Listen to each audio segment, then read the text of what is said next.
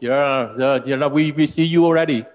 Now it has worked, yes. We see you I already. just have to put my light into the right. Morning again from Vietnam. Good. So we start now. Could we start now, Professor Tillman? Yes.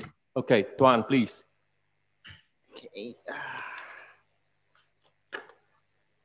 Okay. Tillman, can you share the screen? Yes, let me do that next. Yes. Yeah. Right. So I will start now. Okay. First of all, I would like to say thanks for your participation in the JST Seminar Talk 2021. I would like to take this opportunity to wish you and your family a great Lunar New Year of health and success. At the initial stage, we plan to have an in-person meeting and seminar, but we are so sorry for switching to the virtual platform totally due to the COVID-19 outbreak these days to maintain your safety and regulations. I would like to introduce a little bit about JST. Journal Asian Business and Economic Studies is an international peer-reviewed journal addressing the development of business and economics. JST is owned by University of Economics, Ho Chi Minh City, Vietnam, and JST is published under Platinum 08 agreement with Emerald. Our journal published 4 issues per year in English version, published on Emerald Group publishings, and 12 issues per year in Vietnamese version. Articles on JST have been rigorous review in order to ensure academic quality before publishings. JST English has been indexed in DOAG's Scholar and Asian Citation Index, and we aim to index in several indexes in this year. For example, Scopus, SI, APDC, and the other journalists. Today, Journal of Asian Business and Economic Study and University of Economics, Ho Chi Minh City, Vietnam, warmly to welcome Professor Tillman Berger as a keynote speaker for February seminar talk. Professor Tillman now is lead editor of Journal Economic Theory, one of the leading journals in economic theory. And he's also Samuel Zell's Professor of Economics of Risk in University of Michigan, United States. He holds a bachelor degree in economics at University of Quận and PhD in economics from London School of Economics.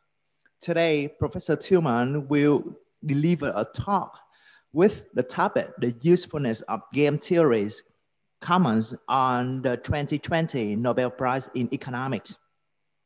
Before we start the talk today, I would like to invite Professor Nguyễn Hoài, Editor-in-Chief of JST and Vice Rector of US, will say the commencement.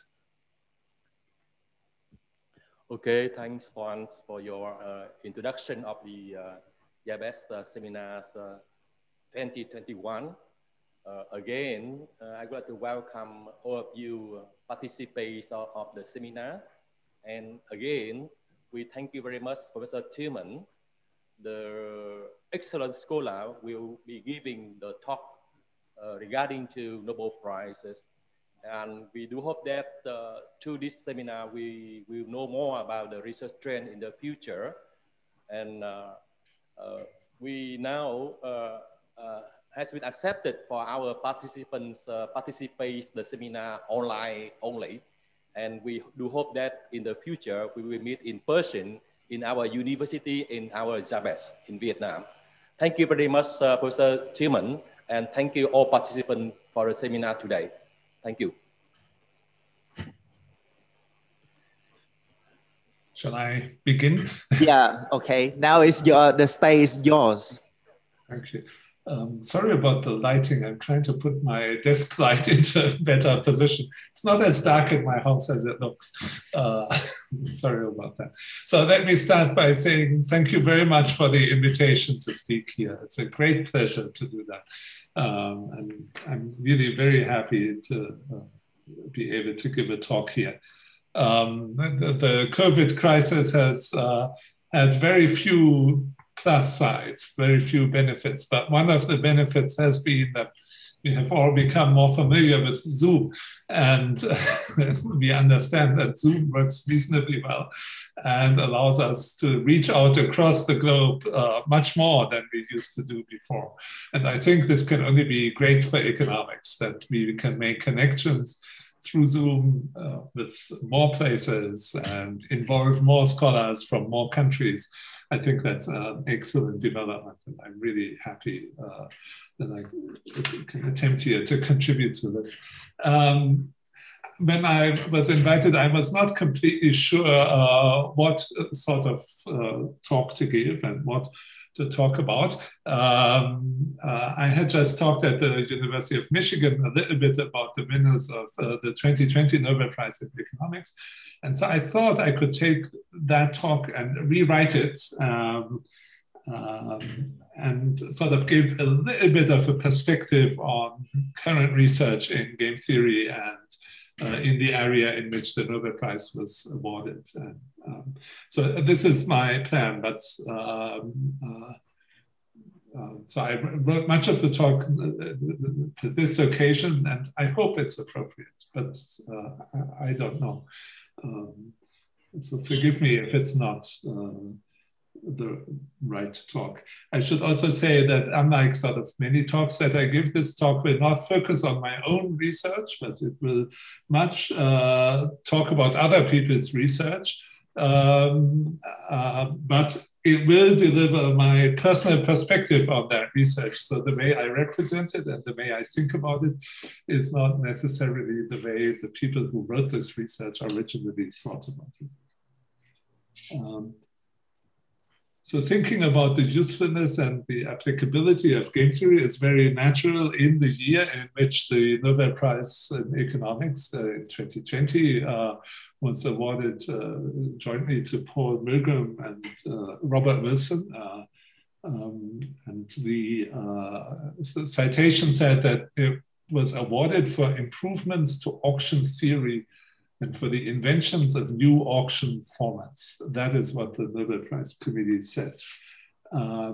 I should say that the award of the Nobel Prize to these two, I think I can confidently say that that was no surprise at all for people who work in the field.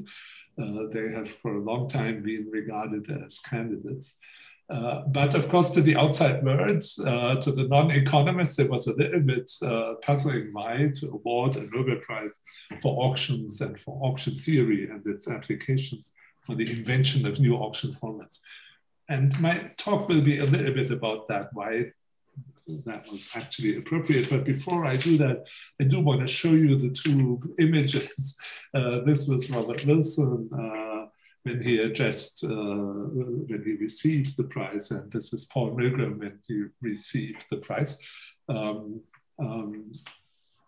And it is sort of interesting to think about these two people.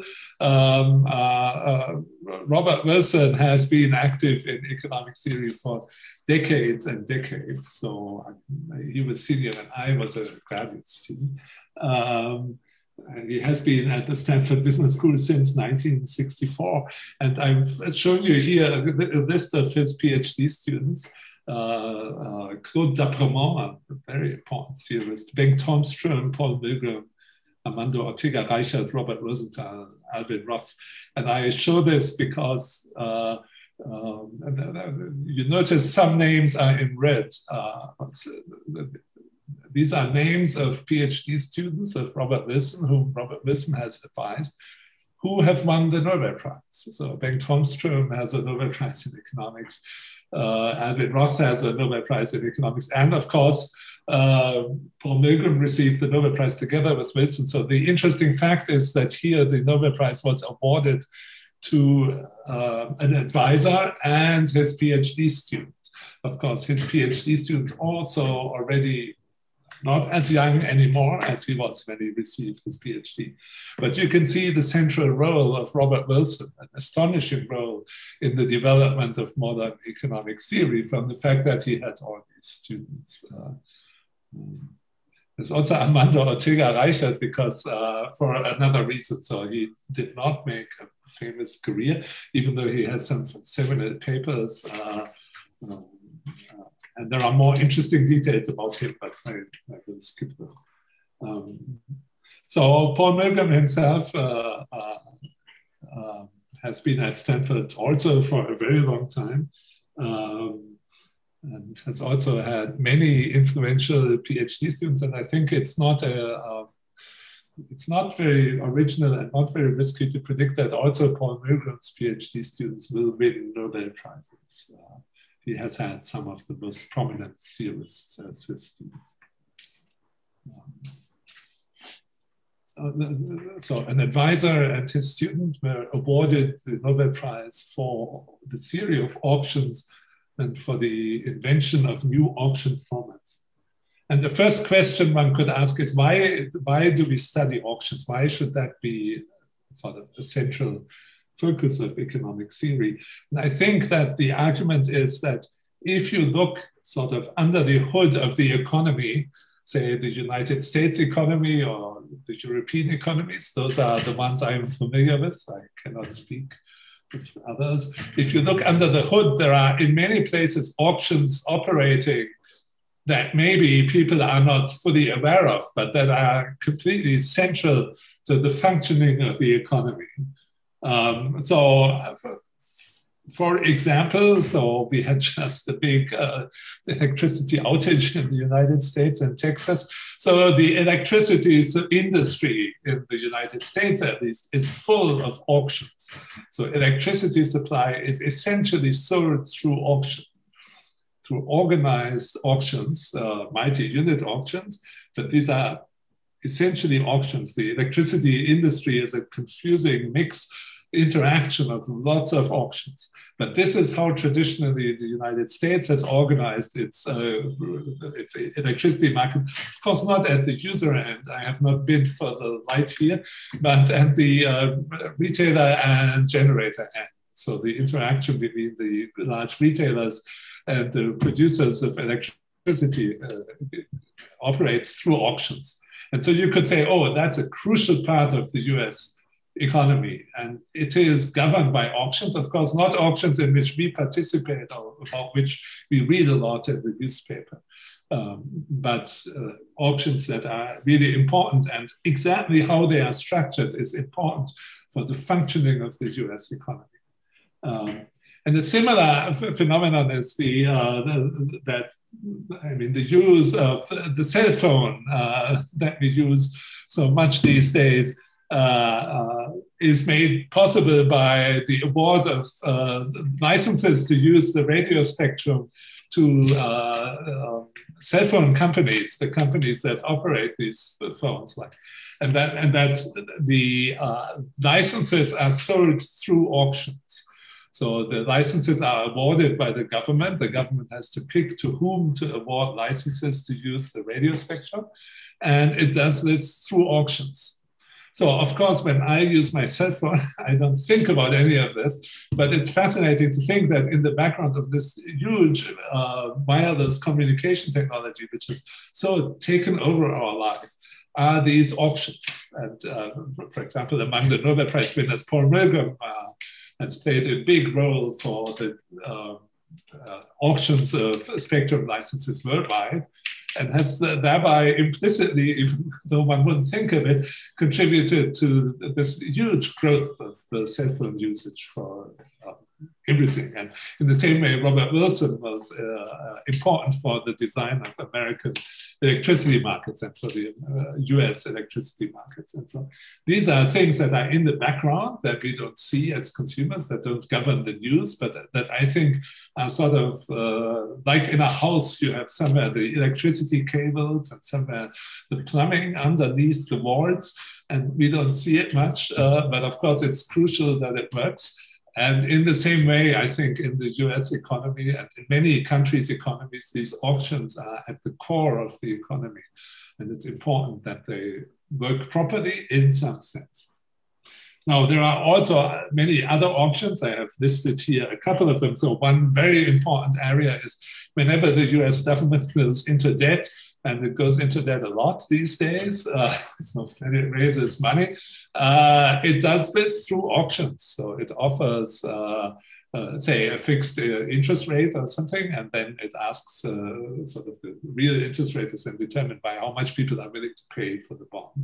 And that is determined through an auction. So people who want to buy these government bonds bid in auctions.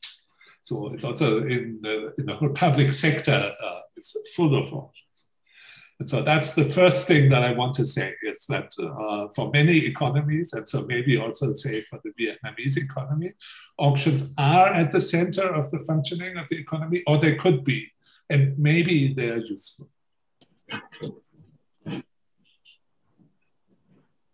Now, how auctions work, there are lots of different ways of running them. So the reason it's interesting is that when you set the rules for an auction, there are many decisions to be made. So for example, whether the auction should be just sealed bid in the sense that everybody makes a bid, submits the bid, and then the bids are opened and the outcome is decided, or whether it's open, so whether it goes on over time and everybody can see what other people bid and then bid themselves and the other people bid again. So this is what we call open or sealed bid. Whether the price goes up, it's bid up, so to speak. One can often bid in this way, that we bid the price up, or one could imagine auctions, and there are auctions where the price comes down from above, sort of would say, oh, here's the price, and we lower the price until someone is willing to pay it. So we sort of say, who's willing to pay this much money for my house, and I slowly lower it in the hope that at some stage someone comes in and says, oh, I'm willing to pay it. That's called a descending auction or a Dutch auction. When we have multiple items, the auctions can be for all items simultaneous, or they can be sequential, and so on. So the next point is there are lots of ways in which one can structure auctions. And people believe, I think rightly, that that has a great impact on the effectiveness of the auction. So what Milgram and Wilson have led the profession in is the study of the rules of auctions, how to choose them so that they help in these crucial areas of the economy to allocate resources efficiently. Now, from the point of view of a theorist like myself, so, in the language of modern economic theory, auctions are strategic games. They are non-cooperative games. And so what this just means is that there are actors interacting in auctions who make choices. The attractiveness of which, or the benefits that they get out from these choices depends on which choices the other people make. So that's the nature of strategic interaction. When I grew up and started to work on game theory, it was far less popular in economics than it is today. And I constantly had to apologize for the fact that my field had this name of game theory, and everybody thought, oh, he is not serious. He has not learned anything. These days, it's a little more common that people understand that game theory is the theory that we use to predict behavior in strategic interactions, such as auctions. So game theory is the underlying general theory that we use to analyze auctions. And its goal in principle is to predict how will people behave in a given setting of strategic interaction. And auction theory, a large field, applies the tools of game theory to predict bidders' behavior under different auction rules. So if I say, oh, let me think about, I want to have an ascending open auction, then I can go to the tools of game theory, apply them, and try to predict how will bidders behave in that situation. And then, of course, I can have a look whether the tools of game theory give me good predictions. But that is sort of the research agenda in auction theory. One half of it is to use the tools of game theory to predict behavior in auctions. And then, of course, there is a complementary set of researchers who looks at the question whether the predictions make sense. Then there is another aspect of this. We ultimately, say, in the policy advice that Paul Milgram or Wilson have offered, the task is to set the rules of the game, to set the rules of the auction, say, and to figure out which of the rules serve the purposes of the policymaker who organizes the auction best. And so there is a theory in economics that is complementary to game theory, and it's the theory of mechanism design. It's the general theory of how to choose the rules of a strategic interaction, how to choose the rules of game. So it builds on game theory, but then develops a general theory of how can I choose the rules of a particular interaction. And so this is the second large part of general abstract economic theory, on which, say, Wilson and Milgram and other people have drawn the theory of games on the one hand, and on the other hand, the theory of mechanism design. And in auction theory, the theory of mechanism design, the tools of the theory of mechanism design are used to study the optimal structuring of auctions, the optimal rules for auctions. So what is the bottom line here? The bottom line is that there are two sort of general areas of modern economic theory, game theory and the theory of mechanism design, which both can be applied to auctions, and auctions is one of their major fields. They are more abstract, they cover more general settings, but they can be applied to auctions, and Wilson and Milgram's research is essentially applications of these fields to auctions, but in a context that is very policy relevant. And so in a sense, I'm giving this talk in order to argue that even though a Nobel Prize was awarded in this field, auction theory is an evolving field, it's an open field.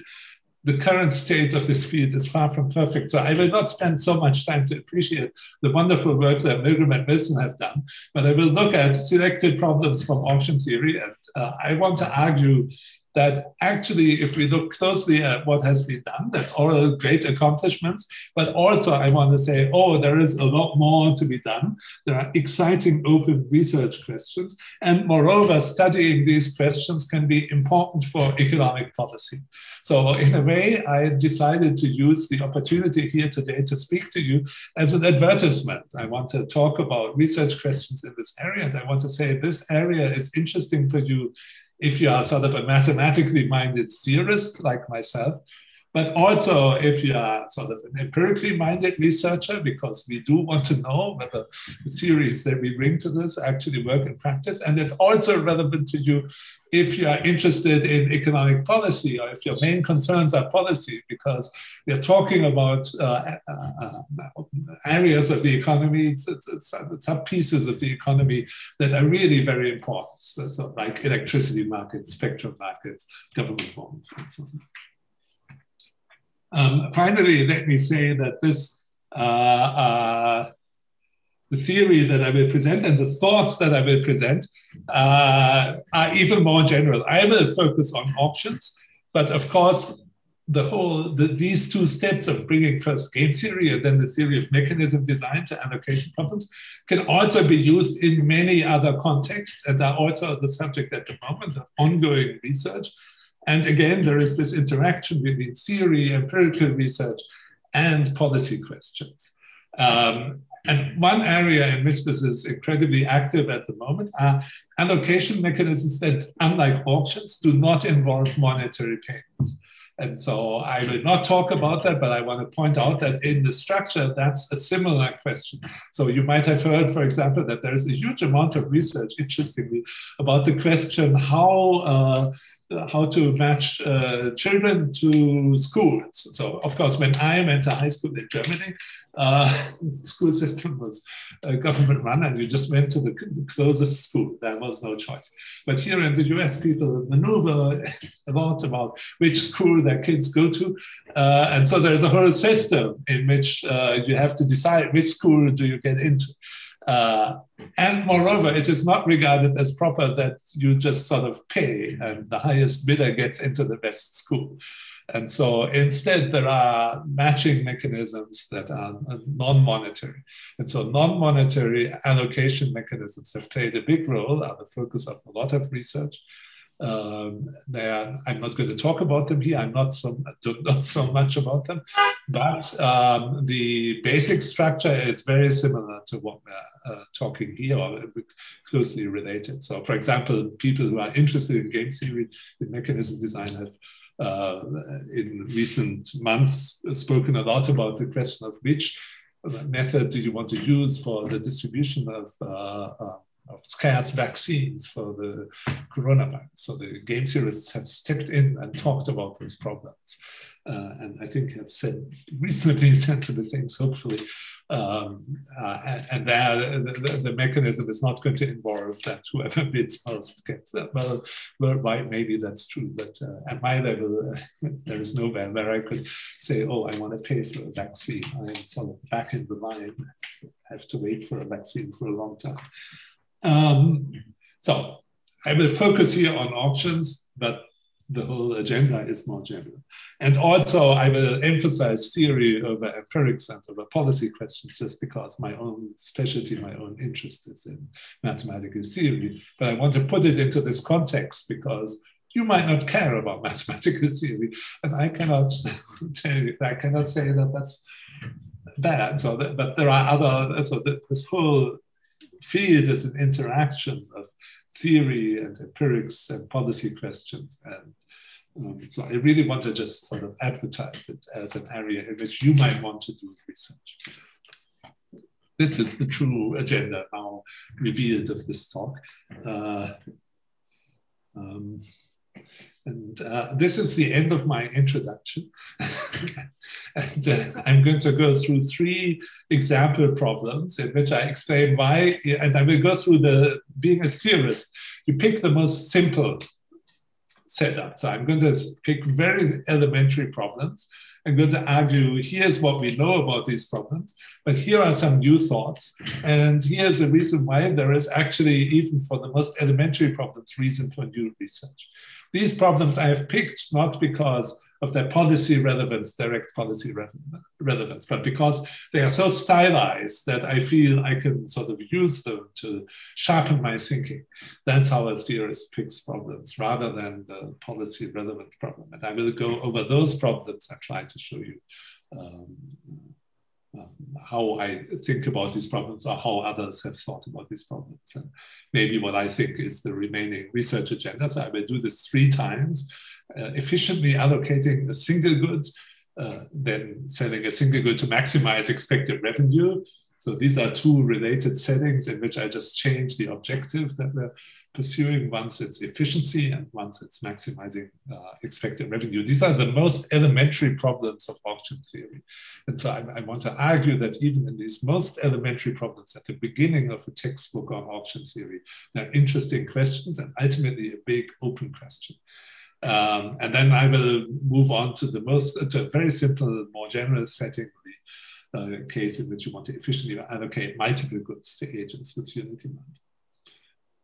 So the example for allocating a single good could be just sort of, you want to decide here you have some government property, a government production facility or something, and you want to choose to whom to give it, to whom to award it if you want to give it to someone in the private sector. And the traditional example for efficiently allocating multiple goods, the model that I'm going to focus on was originally motivated by the question of spectrum licenses. So there are multiple licenses to use different parts of the spectrum. Each, say, cell phone company in the US is interested. Well, in the US, it's different, but in some European countries, each is interested in just one such license. And so I will discuss a little bit about options that are used to solve that problem. So 3 applications, 3 examples in which I want to talk a little bit about the intellectual structure of auction theory, and then a conclusion. If this seminar is like the events that I'm used to, so I don't know how you operate, but I do not mind if you interrupt me as I'm speaking with questions. So I'm always open to questions.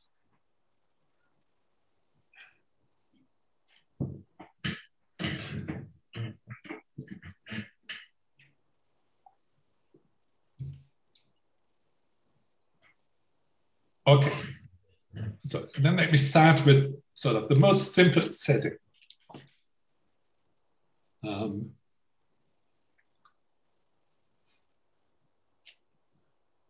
So I'm going to look at the question of how to allocate a single indivisible good.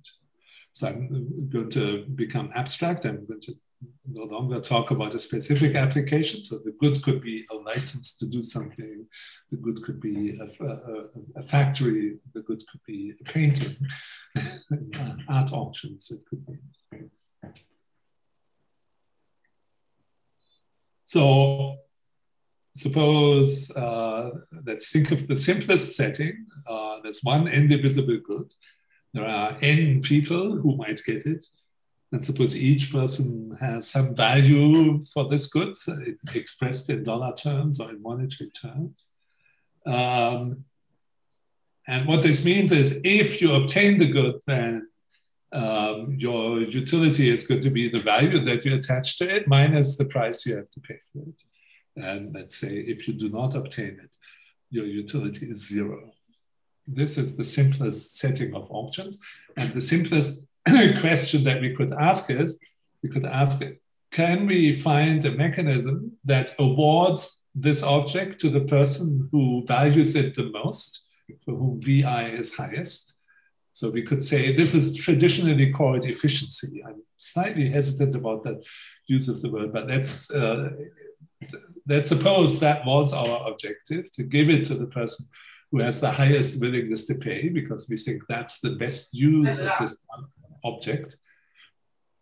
And let's imagine that the policymaker, the auctioneer, does not know who that is. It doesn't know what each individual's willingness to pay is.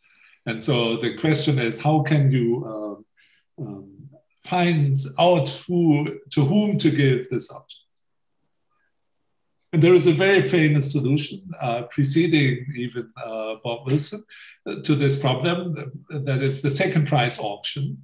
And the second price auction is the following particular auction would. It's a simultaneous bid auction in which each bidder submits a bid. Everybody is asked, tell me what is your bid for this object.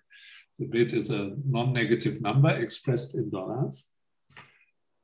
The highest bidder wins, unsurprisingly. If you say the highest number, then you get the object. The surprising aspect of the second price auction is, as the name suggests, that you don't pay what you bid, but you pay the second highest bid. So if you bid $100 and everybody else bid 80 and 60 and 50, then you don't pay $100, but you pay the second highest bid. You pay $80.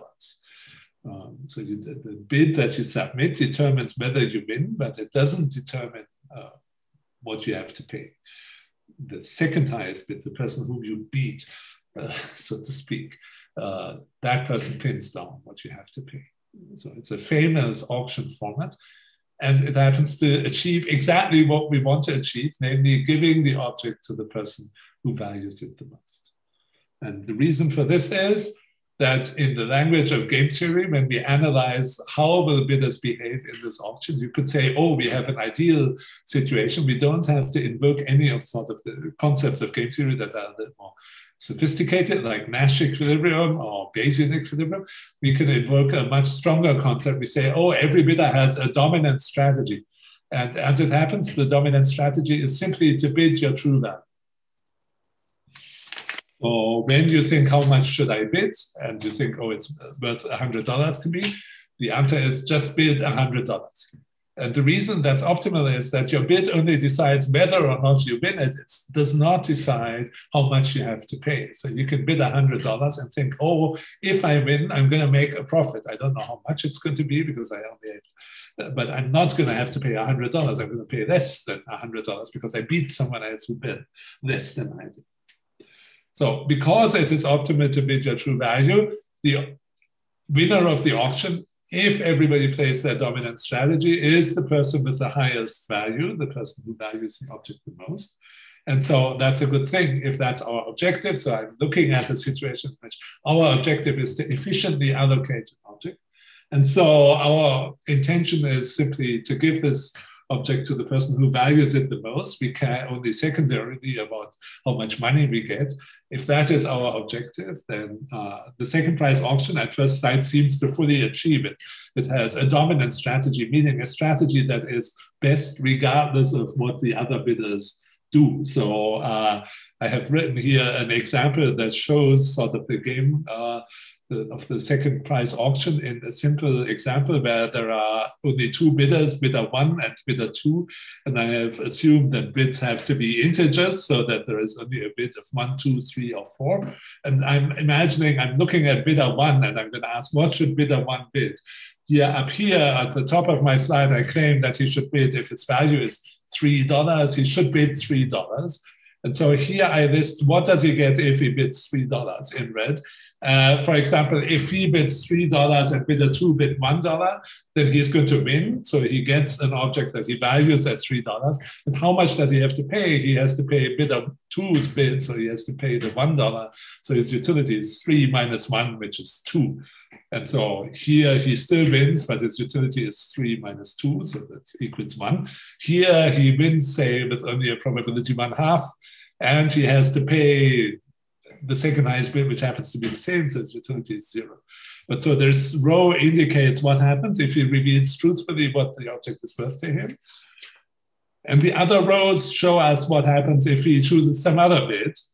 And if we compare this row by row, we see that sometimes the other strategies give the same utility as bidding $3, and sometimes they give less. For example, up here, the calculation is 1/2 times 3 minus 1, which is 1/2 times 2, which is 1.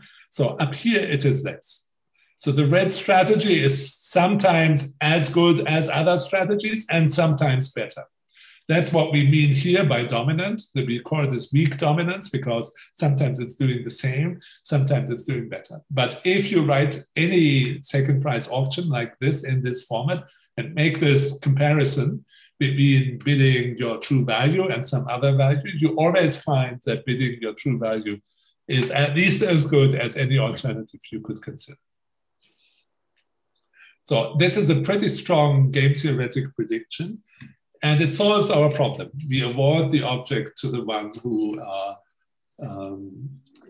values it the most.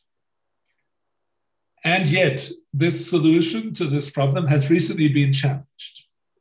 And so this is what I want to show you. And it has been challenged with the following question.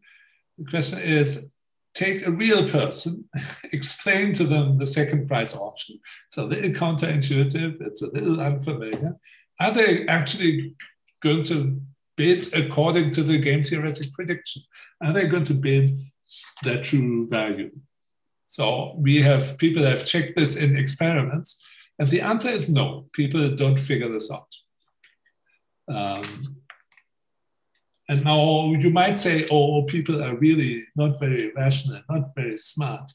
But I hesitate to say this because if my memory serves me correctly, many years ago when I was an undergraduate at the University of Köln, in Germany, my professor in the microeconomics class ran a classroom experiment with the second price auction.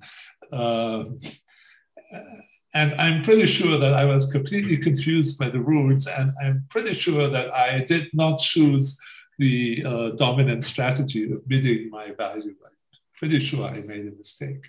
So I have compassion with my own former self, and therefore I would argue here we should understand that when people conduct experiments, even today, the subjects in experiments typically don't discover what is the optimal bid in the second price auction, even though the game theoretic prediction is really very strong. It says, whatever the other people do, you never go wrong in bidding your true value.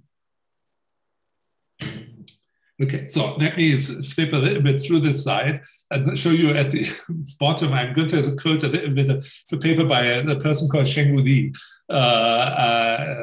This was his, it's from his dissertation, since job market paper was published in the American Economic Review in 2017. And he introduced the phrase, oh, maybe bidding your true value is dominant, but it's not obviously dominant. That's how he phrased it. And of course, he was motivated by the fact that people didn't discover it in experiments, but he gave a mathematical definition of what it would mean for it to be obviously dominant, and why in the second price auction, even though it's dominant, it's not obviously dominant to always bid your true value. And his argument roughly can be understood like this. Suppose each bidder, when evaluating a strategy, thinks only about the question, oh, what's the best that can happen if I choose that strategy? And what's the worst that can happen when I choose that strategy?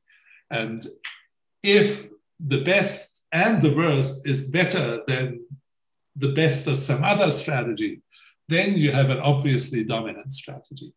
But if the best and the worst overlap or are identical, then it's not obvious, because then you have to go through the diagram that I showed you, through the table, column by column. In other words, you have to engage in contingent thinking. You have to think, oh, if he does this, then this is my outcome. If the other person does this, then this is my outcome. And Shenggu's argument was, oh, people might not think like that. And that's too complicated for them. So in the example that I just gave you, you can have a look at the table that I showed you before.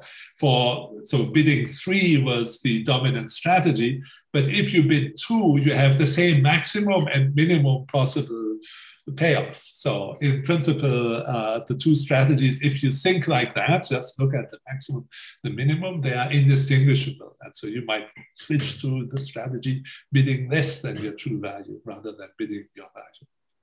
And so Shenggu's argument was, oh, this is not, even though the game theoretic analysis says, if people behave rationally, we have solved our problem of allocating this object to the person who values it the most. In practice, people don't recognize this. This is because the dominance is not obvious. And this raises the question, is there an auction that allocates the good to the person with the highest value, and in which agents have obviously dominant strategies? It's a very clever choice of terminology to call this obvious dominance. So Shenggu asked this question in his dissertation, and the answer to this is yes. But it's not the second price auction. The second price auction is no longer a solution to our problem. It's the English auction. The English auction is the auction in which is unlike a seed bid auction, is an open auction. The price rises exogenously. Bidders at the beginning are all in the auction, and bidders choose. They have only one choice. At some point, they have to say, now I'm going to drop out. So it's like the auctioneer calls out prices, and bidders have to signal whether they stay in the bidding or drop out. Once you drop out, you cannot come back in. And the last bidder to remain in the auction wins the object and pays the price at which the last other bidder dropped out. In traditional game theoretic analysis, this auction, called the English auction, is equivalent to the second price auction, because you can see that the person who stays in longest wins, but he wins at the price, at the level that we have reached when the last other bidder drops out. So he pays this sort of the second highest bid. Essentially, from a game theoretic point of view, for a long time we thought, oh, these two are the same format. We don't have to distinguish them. But Shenggu said, no, we have to distinguish them. The seed bid second price auction is not a good solution. People don't figure it out. But the English auction, if you just have to decide how long should I stay in this bidding game, you stay until the price reaches how much you're willing to bid. And you hope that you win earlier, but you stay until the end and then you drop out. And Shenggu said, that's obvious. So in his language, in this auction, it's obviously dominant to stay until the price reaches your value. So if I go back to my example, where your value was $3, and suppose you're bidder 1, you think, should I drop out when the price is $2, or should I stay until it's $3? And suppose you ask this when the price has reached the value of $2, if you could drop out, you know your utility, it's going to be 0. The highest, the lowest is the same, it's 0. Whereas if you stay in, maybe you lose and then your utility is 0, but maybe you win and your utility is 1. In other words, the maximum is bigger than the maximum with dropping out. So the maximum in the second, so in this case, you know that the comparison is unambiguous. This interval of possible payouts is larger if you stay in the auction than if you drop out. So in Shenggu's terminology, this is obviously dominant. And so he said, oh, in the sealed bid second price auction, it's not obviously dominant that you should bid your true value. In the ascending English auction, it is obviously dominant, and therefore the ascending English auction is the correct solution to our problem. It's obviously dominant that you should remain until the price reaches your value. And then Shengwu cited experiments in which people recognize more easily in the ascending English auction what is the rational bid than in the sealed bid auction. So I'm citing this in a sense to say, oh, look, this is the oldest problem. The oldest problem is how to allocate a single good to the person who values it the most. And even though you would think, oh, this problem was maybe solved in the second price auction, and the first person to study that, as far as I know, was William Vickery, who also received the Nobel Prize, but who worked a long time ago before, let's say, the last year's Nobel Prize winners. So the problem looked solved, but yet Shengwu Li found something sensible to say about this. The problem was suddenly open. The question is, what does it mean to find an auction format that makes it easy for people to figure out what to do, that makes it even obvious for them to figure out what to do? And he found a way of mathematically formalizing that. And at the same time, the question is clearly empirically relevant and ultimately, maybe in somewhat more sophisticated settings, also policy relevant. I don't even think that Shengwu Li's claims here are the last word on this subject.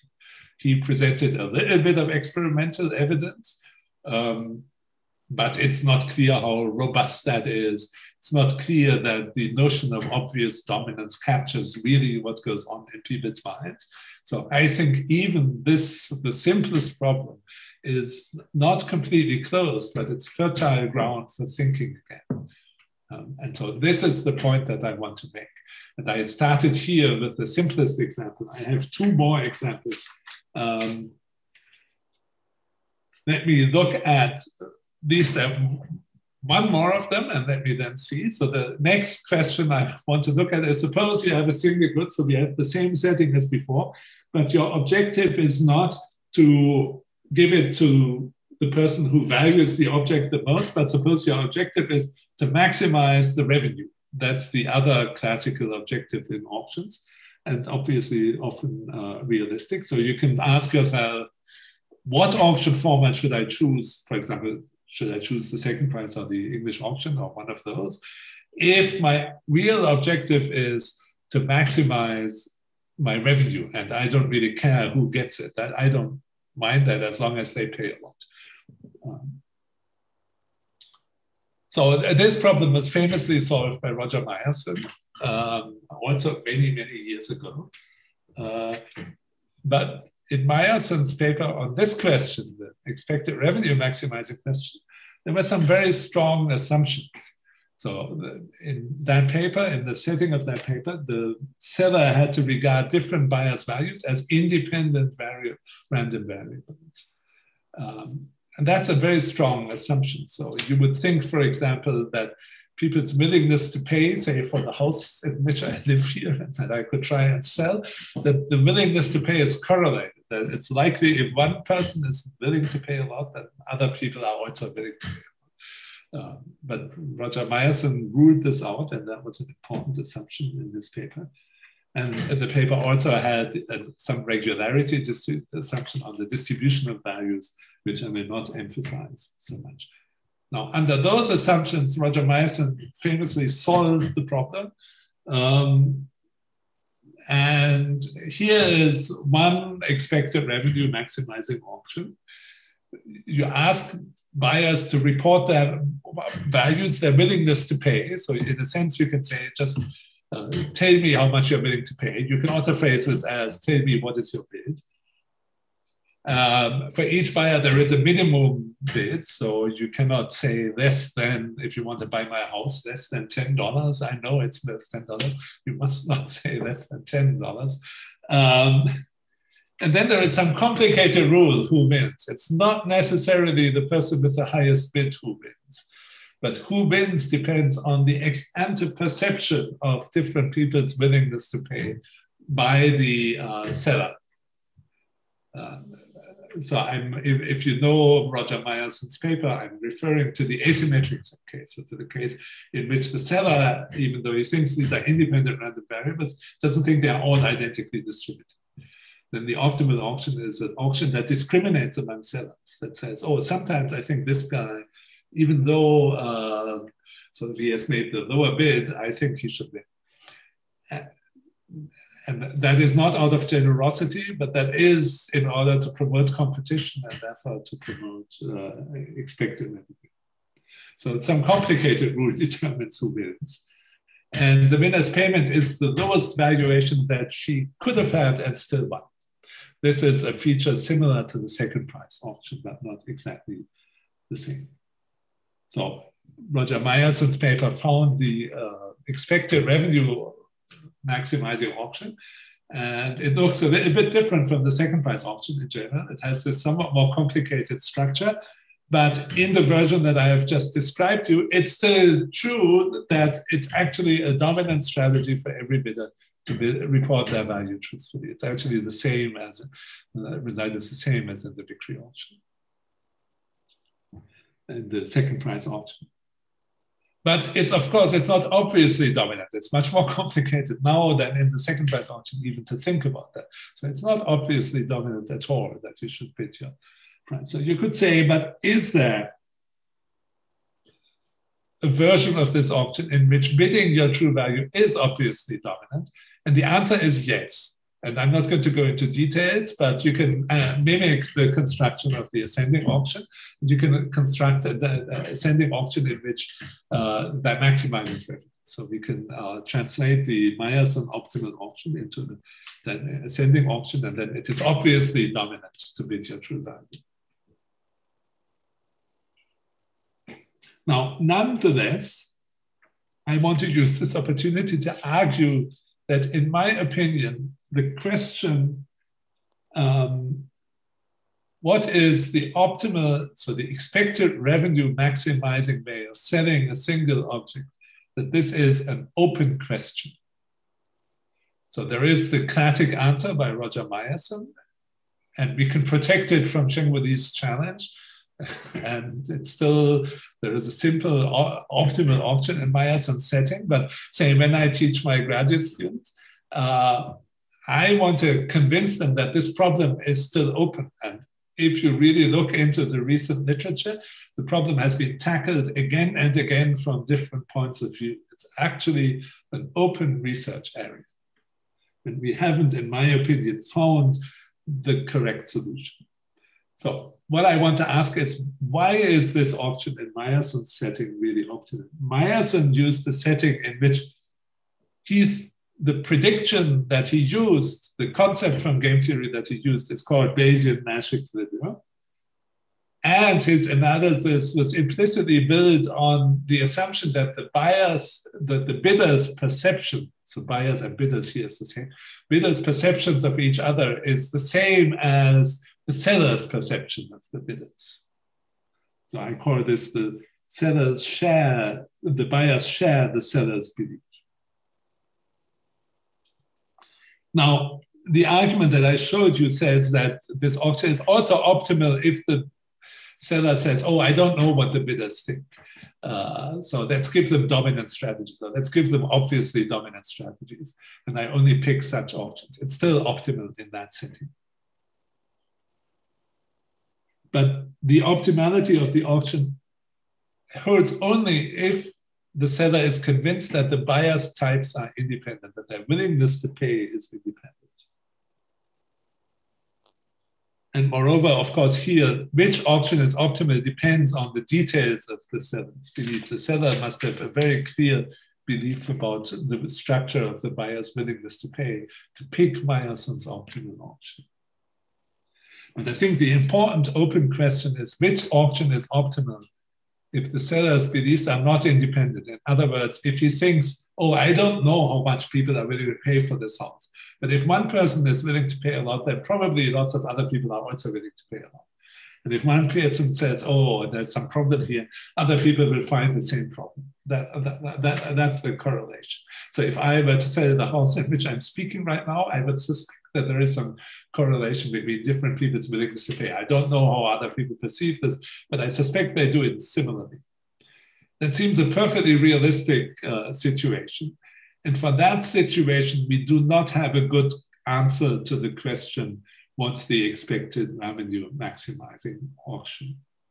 And we don't have a good answer to the question, what would be an auction format in which people behave actually in the way in which game theory predicts it? How can we make it easy for them to follow the game theoretic prediction? Now, there are a number of attempts to solve this problem in the literature.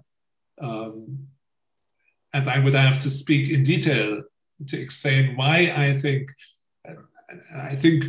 that's not a minority opinion, but I think many people think this question, even though there are some attempts in the literature, there is no good theoretical answer that is really compelling. There is no strong empirical evidence that would convince us what the correct answer to this question is. And the question is policy relevant. I mean, it's a very stylized question. It's rare that you have just one thing that you want to sell. It's frequent that, say, governments who sell things or private people who sell things are concerned about how much money they get in return for selling this object. And we do not have a completely convincing theory of what would be the optimal auction format. So people like Miriam and Wilson have achieved a lot, I think, in their lives. But also, if anybody wants to work on this problem, I'm always happy to explain further my thoughts on this question. But I think ultimately there is a clear open question. So here's an example. For example, as I mentioned earlier, the optimal revenue maximizing auction often involves a minimum bid. It says, oh, you have to bid at least this much. And that is intended to push up competition in order to maximize revenue. But how should you set that? If values are correlated, it seems very natural that you should try to exploit people's knowledge about each other's value in order to set the reserve price right. And so in principle, it's possible to design mechanisms that do that. But the question how to optimally do that is not answered in the literature. So if you would like to work on this, if you're interested in this, here is sort of right at the beginning still of auction theory, in my opinion, an open question with a lot of different aspects that is worth investigating. That was my second example. I said that I have a third example. I was also told that I should speak for 1 hour. I have spoken for 1 hour.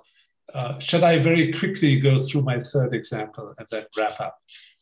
So I think so the third example that I want to think about is the example of allocating M goods, so multiple goods, several goods, not just one, to N people, but under the assumption that each one of them wants only one of the goods.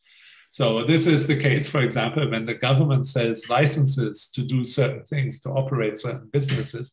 Maybe the government has decided to license 5 businesses to run cell phone services. And so it has to find 5 companies that do that. And so it has 5 goods, but maybe more people who are interested. And so each person wants to obtain at most 1 good, but each person I has a value Vij for the good. And so if you get for good J, so for each good you have a separate value. And so a person who obtains good J has the price P, has utility Vij minus P. And the person who obtains nothing has utility 0. So again, you could ask here the same question that I had before. What would be an auction format that allocates these goods efficiently so that The people who value them the most get them. And you could ask the question, what would be a method, and this is a different question, what would be a method that maximizes my revenue, my expected revenue?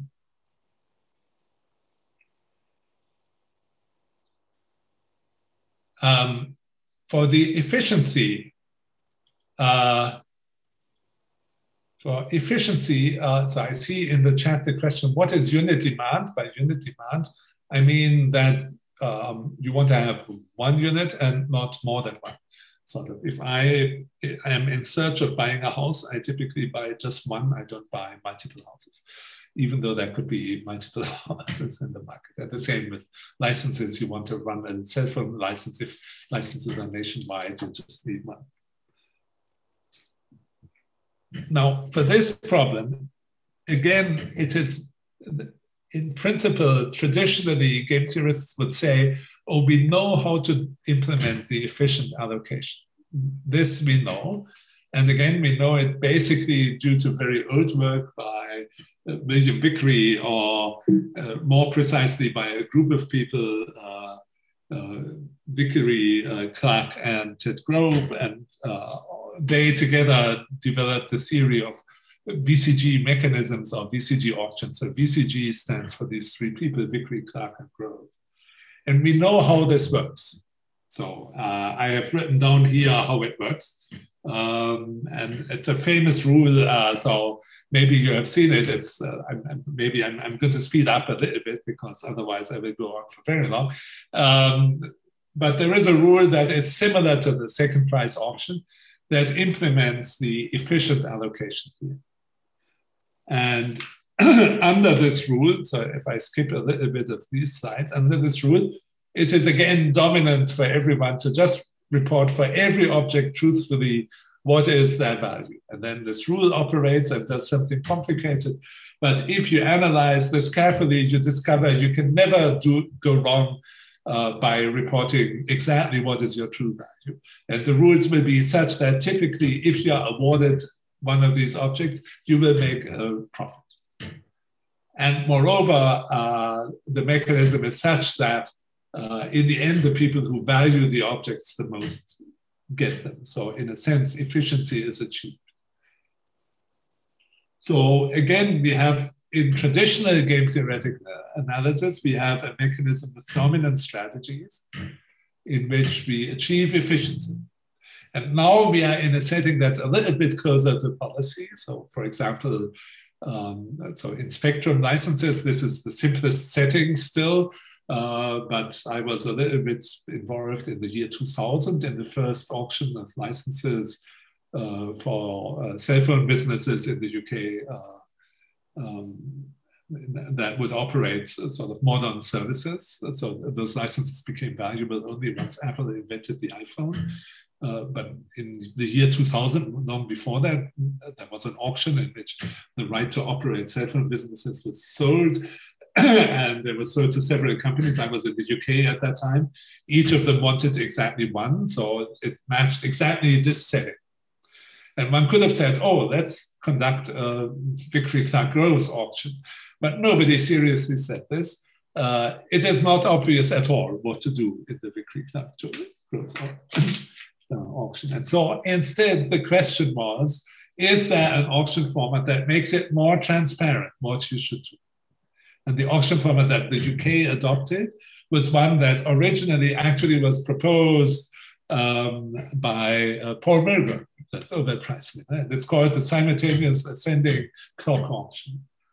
And the key to the auction is that all objects are sold simultaneously. So I've written it here as if there was only two objects, two licenses, but all objects are sold simultaneously. We start with low prices. We gradually raise the prices like in an English auction. In each round, each bidder can pick one particular item in which he is interested. If multiple bidders are interested in the same item, then this item's price is raised in the next round. And if the price of an item is raised, the leading bidders for that item can either bid again for it or they can switch. But if a price is not raised, then you are stuck with what you have most recently bid for. And the auction ends when for each item there is only one interested bidder. So again, this looks a little bit like the sort of dynamic implementation of the same idea as in the second price mechanism or in the Vickrey-Clark-Rose mechanism. It looks like a dynamic implementation in which it should be relatively obvious what you should do. Milgram called this, you should bid straightforwardly. Straightforward bidding is that in each round, you just bid as if the auction was good to stop now. You look at the items, you look at their prices, you pick at the one for which the difference between value and price is largest for you, and you bid for that. That's straightforward. If there is none for which this difference is positive, you drop out. So this was Milgram's theory of how people would behave. Sorry about this. Instead of going through the other slides on this particular auction format, let me say two things. One is, in this auction, it's no longer obviously dominant to bid straightforwardly. That is not correct. It's not an obviously dominant strategy. It's maybe an equilibrium, but it's not more than that. It's maybe a little bit more than that. And so the question arises, if we want to make it really obvious, is there some other mechanism, not this Milgram mechanism, the simultaneous ascending clock auction, but some other mechanism that makes it obvious for people what is their dominant strategy and that allocates efficiently? That's an open question as far as I know. When I prepared for this until a couple of hours ago, I searched the literature to think, oh, someone must have answered that question by now. But I couldn't find an answer to that.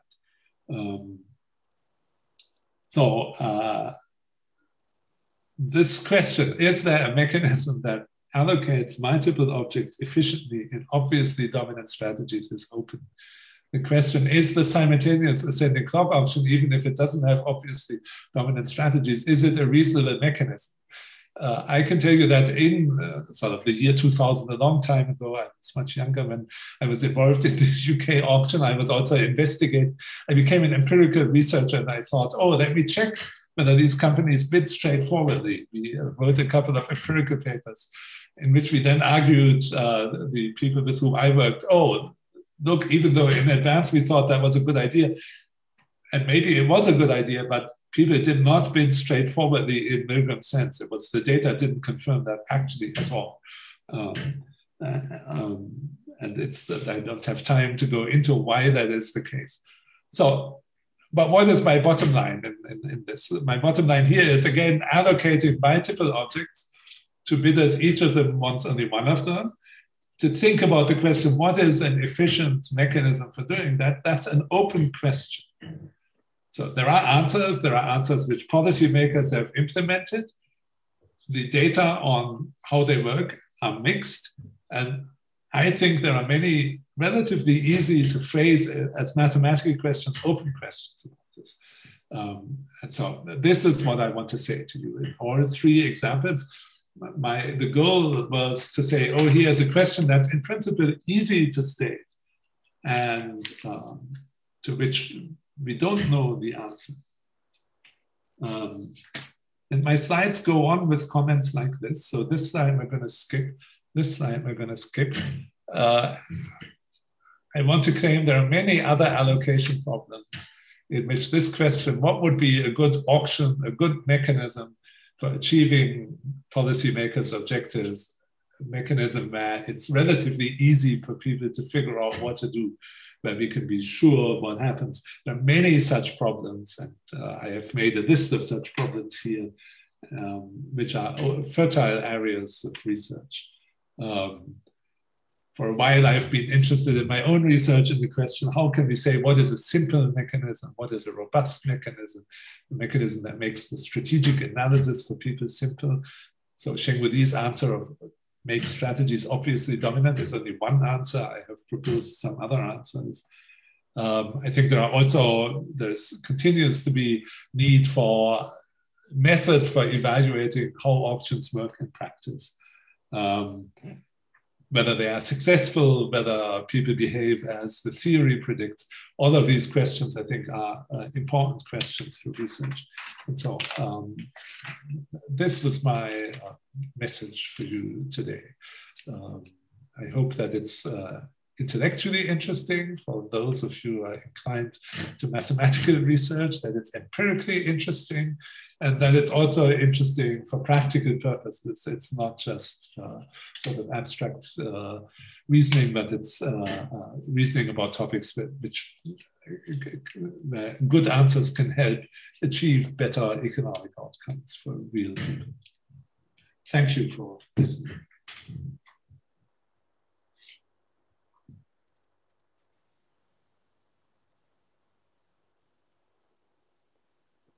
Okay, thank you very much for a very clear and also excellent talk from Professor Timon.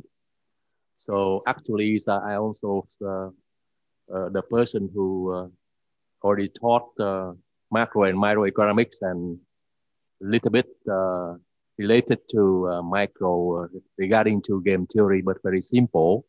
But through your talk, I understand more about the way they are doing the efficiency mechanism for allocating resources in the country. But my question that you already mentioned open question, how we can evaluate an efficient mechanism of auction in reality. So whether we have a practical case already in US. So I think that the first question we can ask is, we can look at bidding data and we can ask, do they reflect, are they compatible with the theory that we postulate? So, for example, for the, so this is more UK rather than US, for the UK auction, I could ask, look at the bidding data, I can observe the bids were placed in public, the auction went through many rounds. In that case, I could look at the question, how do bidders move between different licenses? At which point in the auction do they switch from one to another? At which point do they switch back? And the theory predicts a particular pattern, how that should happen. The data refuted that pattern for many bidders. So I could say, had the data confirmed that, that would at least be saying, oh, the auction is compatible with the theory, the auction behavior, and the theory would say the outcome is efficient. So in that case, the observations did not completely confirm the theory. And so the question then is, we need to investigate, why is that? And what can we infer from that? So nothing is perfect, but I think that's the natural process of policymaking. Depending on the situation, it's sometimes easier and sometimes harder to find data that clearly speak to the question, is this compatible with the theory? So in the UK case, I think we were lucky to have a situation in which it was relatively easy so that even I could see how to do that. But there is a large field of so-called structural econometric research on auctions of people who are concerned with that. And then many people know much more about this than I do.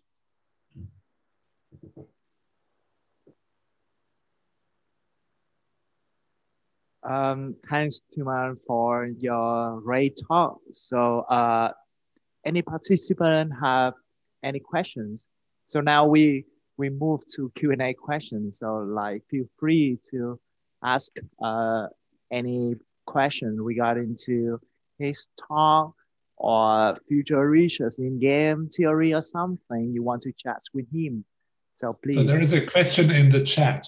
Yeah. Shall I read the question in the chat and then comment on the question? So the question in the chat is from Minh, and it's, can we use auction theory for the case of COVID-19 vaccine distributions such that it is efficient and fair?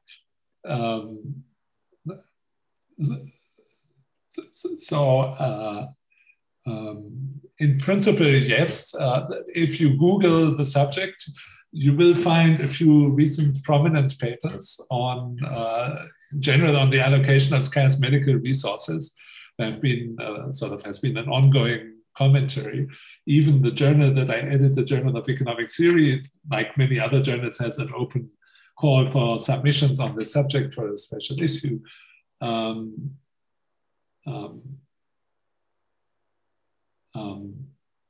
aside from that, it's just complicated. So, because very clearly issues of fairness play a role here.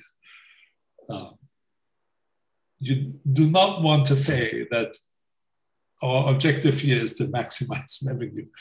You don't even, so many auctions try to figure out, are you the person to whom I should really give this thing by inviting you to bid? And if you are making a big, high bid, then I conclude, oh, you have a really strong need for this, and therefore I give it to you.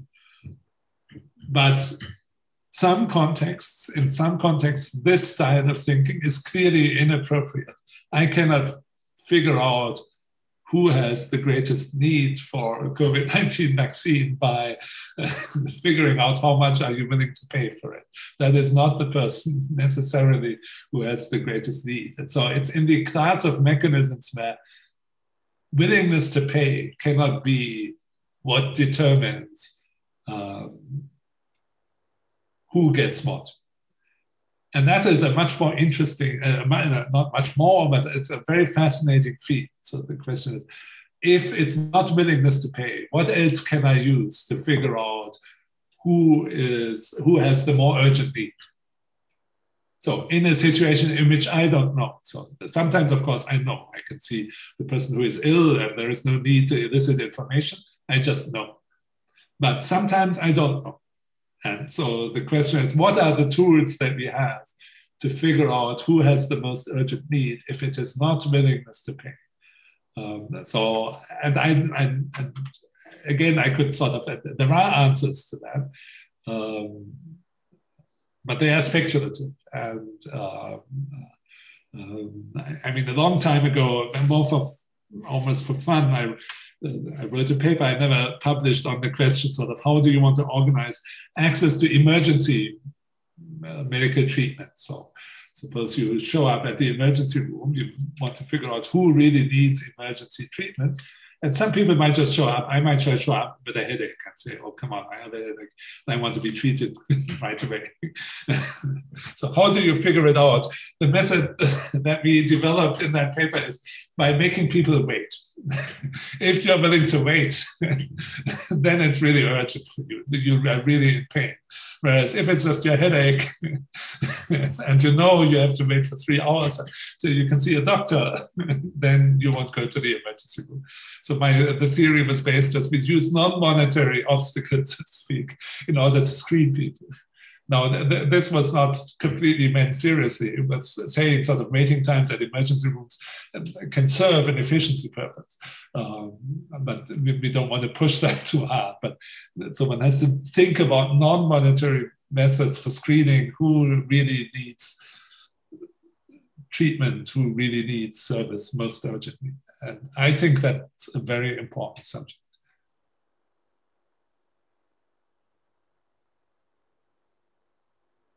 Yeah, thanks. Any questions, please?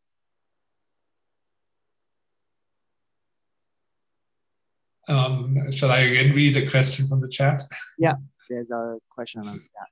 Yeah. Question is, how is it different between Bayesian Nash equilibrium and non-Bayesian Nash equilibrium?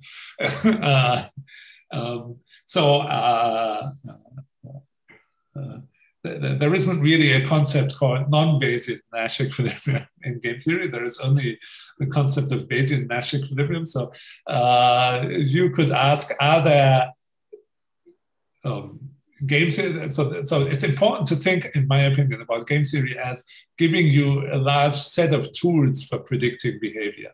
People often say, oh, I'm going to analyze a situation by solving a game.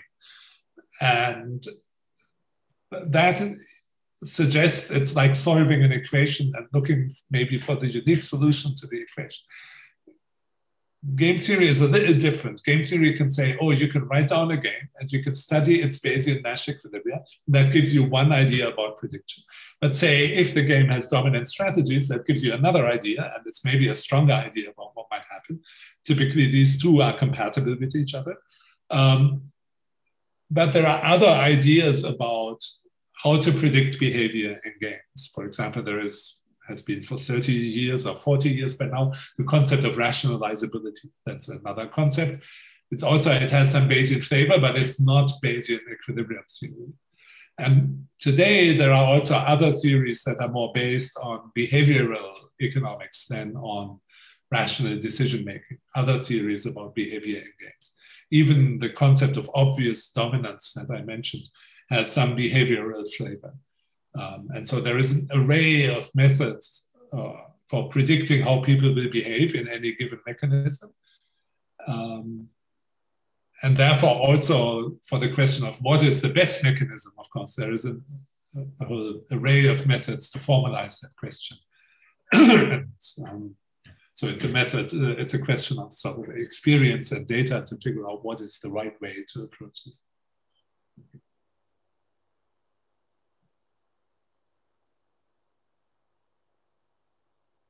Yeah, thanks. Yeah, now, I mean, we still have a little bit time for Q&A. So if you have any question, you can turn on your microphone and say directly, or you can type something in chat. Excuse me. Hello?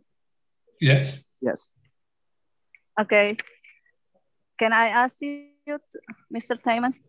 Yes, of course. Okay. Okay. Thank you very much, Prof. I think it is very clear if you have said that the auction theory can be applied at the others field. So that's why I'm doing focusing for the small medium enterprises, and then for export also. So that's why my question is, the first one, it is kind of related with the small SMEs issue. It is the first one. And then the second one, with the current COVID era, the e-action is one of the choice. So that's why my question is it if we are talking about the result, is it still fair the result if we use the auctions? Thank you very much, Prof. I'm Ida from Pasundan University from Indonesia. Thank you very much. So I'm not completely sure that I understood the second part of the question. So let me say a few things, and maybe they are helpful and maybe not. So I apologize if they're not. The first thing that I want to say is that auction theory has also had applications in the private sector. One of the most sort of clearest applications in the private sector is for procurement. So for companies that face the simple difficulty of figuring out from whom to buy and how much to pay for it. For that problem, we have studied, so there the problem is you want to buy, but you want to pay the least possible rather than the most possible, but the solution to that is reverse auctions. And so many problems that businesses face when they make purchases, when they purchase their inputs, have a similarity, have a structure that's similar to auction theory. And auction theory has been used quite often in the private sector to structure the procurement process, the process by which companies purchase inputs. That has been quite successful. For the second part of your question, I'm not completely sure. in the second part had you mentioned the word fair. The question is always, so in our language, there are objectives like efficiency, there are objectives like revenue maximization or expenditure minimization. And then there are issues of fairness, which in some contexts are completely central and focal, like in the context of allocating medical services. And an auction without modification is not likely to lead to fair outcomes in the sense, say, in the medical context, we would understand that word. And so, and I think it's a more complicated problem, and I have only a little to say about it. Okay, thank you, Prof. Yeah, like. Yeah, so now we just have one last question. So the last question, do you have any questions? Maybe on chat or say directly?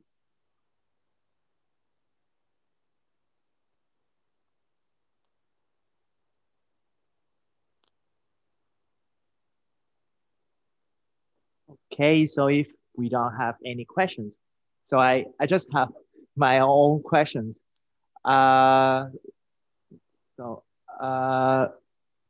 Regarding to how can I say, like in putting the bidder, I also think how we can apply behavioral economics. For example, like you just say, for example, like if the players have like irrational, for example, some player might risking they don't want to drop out, even they might think that like the values of the utilities are negative, but they are risking, they still wait.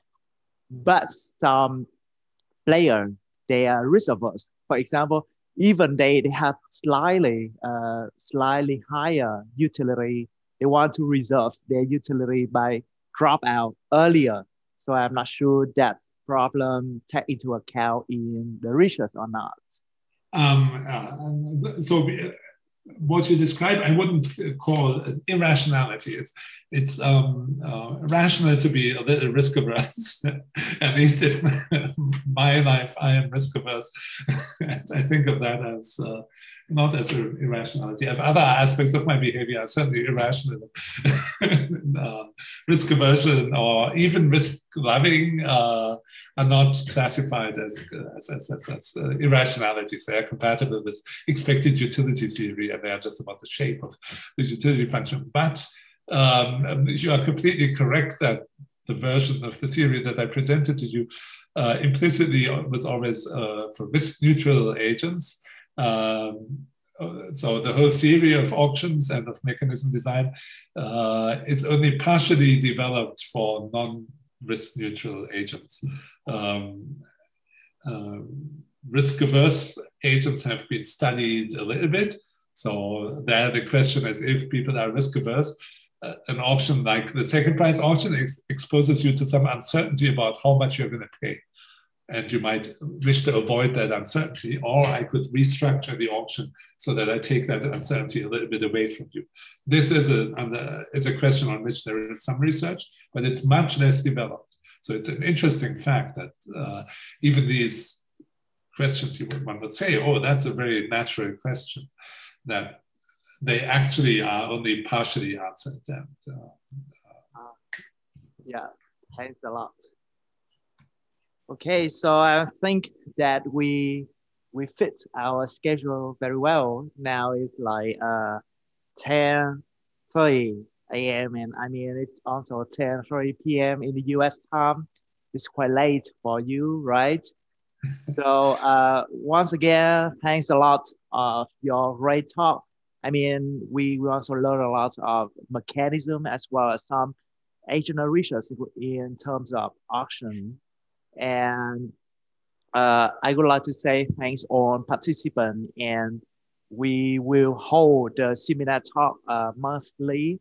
So please follow our website to know the next seminar talk.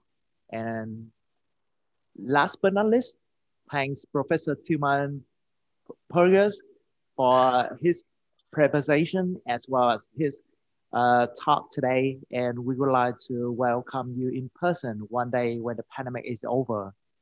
Thanks. Hopefully that it will be over. Thank you very much for having me. If anybody sort of has any questions or any comments, so you can also always email me. I'm interested in staying in touch. Thank you very much.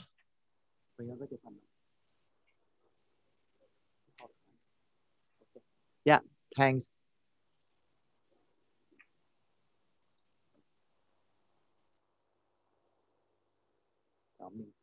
Ông Ly liền luôn.